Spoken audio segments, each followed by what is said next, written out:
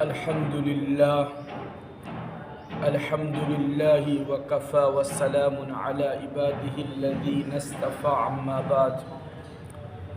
عزیز دوستو، بزرگوں، یہ شعبان کا مہینہ ہے، بہت ہی مقدس مہینہ ہے، شعبان المعظم۔ اس مہینے کے اندر اللہ کے رسول حضرت محمد صلی اللہ علیہ وسلم کیا کرتے تھے اور ہم لوگ کیا کرتے ہیں، اسی پس منظر میں آج کچھ گفتگو کرنا چاہتا ہوں۔ میرے عزیز دوستو، بزرگوں، دین کے اندر کسی بھی قسم کے نئی چیز کو شامل کرنا، وہ بشرطِ اچھی چیز ہی کیوں نہ ہو، اور جو چیز اللہ اور اس کے رسول حضرت محمد صلی اللہ علیہ وسلم کی سیرت یا صحابہ کے زندگی سے نہیں ملتا ہو، اس چیز کو کرنا بہت ہی غلط ہے۔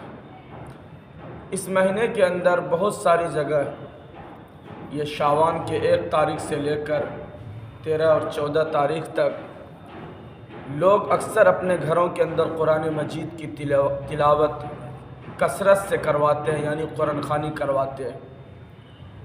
اس طریقے سے دین کے اندر اس طریقے کے بات کہیں بھی نہیں ملتا ہے۔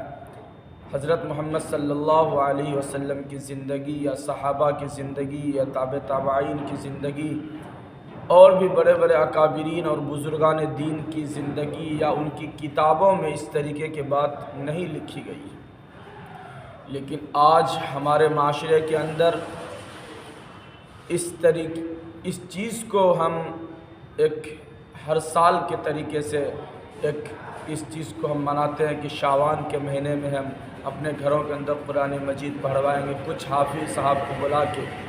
یہ طریقہ غلط ہے۔ بہت سارے لوگوں کا کہنا ہے کہ ہمارے یہ باپ دادا اور بہت سارے دنوں سے یہ چیز چلتے ہوئے آ رہا ہے۔ تو میرے عزیز دوستو، بزرگوں، آپ جب گھروں کے اندر بیمار ہوتے ہیں، آپ کو اگر کوئی بیماری ہوتی ہے، آپ 50 لوگوں سے مشورہ کرتے ہیں، گھر کے ہر فرد سے اور بستی کے ہر فرد سے آپ مشورہ لیتے ہیں کہ کون سے ڈاکٹر کو دکھلایا جائے جو کہ ہمارے بیماری کو اچھی طریقہ سے دیکھے اور وہ اس چیز کا وہ اسپیشلسٹ ہو، بہترین ڈاکٹر ہو۔ لیکن افسوس ہے ہماری اس قوم کے اوپر کہ ہم دین کے کسی بھی معاشرے کو پوچھنے کے لیے ہم کسی اچھے عالم سے اپنا تعلق نہیں کرتے کہ ہم اس مسئلے کو پوچھیں اچھے عالم سے۔ نہیں آپ بستی کے اندر اس چیز کو پوچھیں گے، نہیں امام سے پوچھیں گے، نہیں کوئی اور دیگر حافظ عالم سے پوچھیں گے، بلکہ یہ آپ کا ایک نسل سے چلتے آ رہا ہے۔ میرے عزیز دوستو، بزرگوں، اللہ کے رسول کے صحیح دین کو سیکھنے کا کوشش کریں۔ اللہ تبارک و تعالیٰ نے جو دین ہمیں دیا ہے حضرت محمد صلی اللہ علیہ وسلم کے ذریعے، اس دین پر ہم لوگ کو عمل کرنے کے لیے ہم کو اچھے عالم سے تعلق، اپنا امام سے ہم اپنے دین کو سیکھیں۔ ہر چیز دین کے اندر سیکھ کے کرنے کی چیز ہے۔ ہم دنیا کے ہر چیز کو سیکھتے ہیں، ہم دنیا کے اندر جتنے بھی شعبے ہیں ہر شعبے کو ہم سیکھ کر کرنے کے لیے چاہتے ہیں، لیکن دین کا ایک ایسا کام ہے جس کو ہم کو نہیں سیکھنا ہے۔ ہم بڑے ہو گئے، نماز پڑھنا شروع کر دیے، ہم روزہ رکھنا شروع کر دیے، ہم قرآن پڑھنا شروع کر دیے، ہم زکوٰۃ، لیکن سسٹم نہیں سیکھیں گے کہ اللہ نے کس طریقے سے کہا ہے ہمیں کہ روزہ رکھنی چاہیے، اللہ نے کس طریقے سے کہا ہے کہ قرآن پڑھنا چاہیے، اللہ نے دین کے اندر کیا چیز منع کیا ہے اور کیا چیز صحیح ہے، ہم سیکھتے نہیں ہیں۔ میرے عزیز دوستو، بزرگوں، قیامت کے دن حشر کے میدان میں بہت خطرناک سوال ہوگا کہ ہر چیز کو تم سیکھتے تھے، تم بہترین ڈاکٹر سے اپنے صحت کو دکھلاتے تھے، لیکن دین سیکھنے کا تمہارے پاس وقت نہیں تھا، اور صحیح دین پہ چلنے کے لیے اگر تمہیں کوئی چیز بتایا جاتا ہے تو تم کہتے ہو کہ ہمارے یہ باپ دادا کے دور سے چلتے ہوئے آ رہا ہے۔ میرے عزیز دوستو، بزرگوں، پہلے کے لوگ جو ہوتے تھے تو اس طریقے کی یہ انگریزی دوا کا سسٹم بھی نہیں تھا، اچھے ڈاکٹر بھی نہیں تھے، تو لوگ کیوں آیورویدک دوا اور بھی دوائیں وغیرہ سب کھاتے تھے؟ تو یہ چیز اس طریقے کے بات کرنا کہ یہ ہمارے نسل اور نسل سے یہ چلتے ہوئے آ رہا ہے، اس طریقے کے خرافات سے بچنی چاہیے۔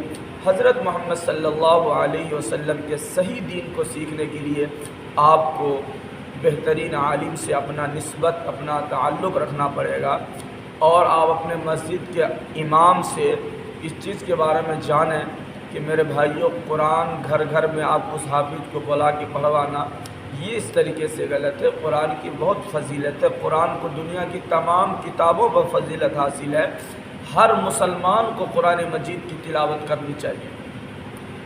اگر کوئی گھر ہے اور گھر کو بالکل آپ بند کر دیں اور اس کے اندر روشنی کا انتظام نہ ہو تو سمجھیے کہ وہ گھر اندھیرا ہے۔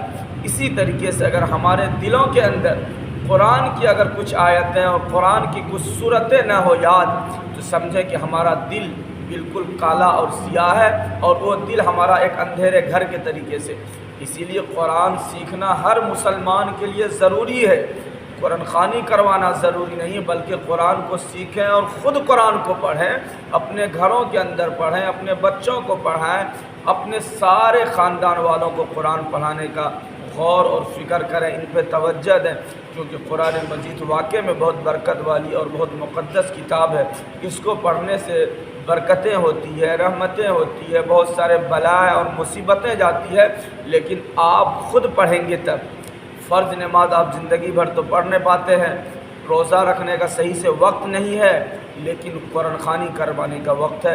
اسی لیے میرے عزیز دوستو، بزرگوں، اپنی زندگی کے اندر صحیح دین کو سیکھنے کے لیے اور صحیح اسلام کو جاننے کے لیے آپ کو حضرت محمد صلی اللہ علیہ وسلم کے صحیح سیرت کا معلومات کرنا بہت ضروری ہے۔ اور یہ معلومات آپ کو کون دیں گے؟ جو اس یعنی کہ شریعت اسلامیہ کے میدان میں جو بہترین عالم ہیں، بہترین مفتی ہیں، مفتی کرام، یہی سب لوگ ہمارے دین کے اس وقت رہبر ہیں۔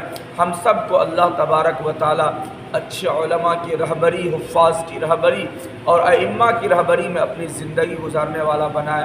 اسی لیے جس طریقے سے دنیا کے ہر شعبے میں ہم بہترین انسان کو تلاش کرتے ہیں، اسی لیے دین کے بھی شعبے میں ایک بہترین مفتی اور بہترین عالم سے اپنا تعلق رکھیں اور صحیح دین کو سیکھنے کی کوشش کریں۔ اللہ تبارک و تعالی ہم سب کو شرک اور بدعت اور دین کے اندر کسی بھی اچھی چیز یا بری چیز کو خود سے شامل کرنا یہ بہت بڑا گناہ ہے۔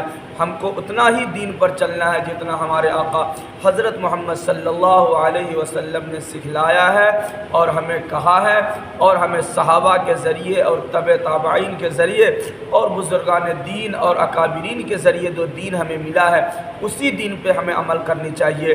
اللہ تبارک و تعالی ہمیں تمام فتنے والی باتوں سے اور تمام خرافات والی باتوں سے اللہ تبارک و تعالی ہمیں بچائے، اور اللہ کے رسول کی صحیح دین، اللہ کا صحیح دین اور قرآن کی صحیح تعلیم کو اللہ تبارک و تعالی ہم سب کو سیکھ کر ان پر عمل کرنے کا توفیق عطا فرمائے۔ اللہ تعالی ہمیں بھی اور آپ کو بھی اور پورے عالم اسلام کو اللہ تبارک و تعالی حضور کی سیرت کو سیکھ کر ان پر عمل کرنے والا بنائے۔ آمین۔ وآخر الدعوانا ان الحمد للہ رب العالمین۔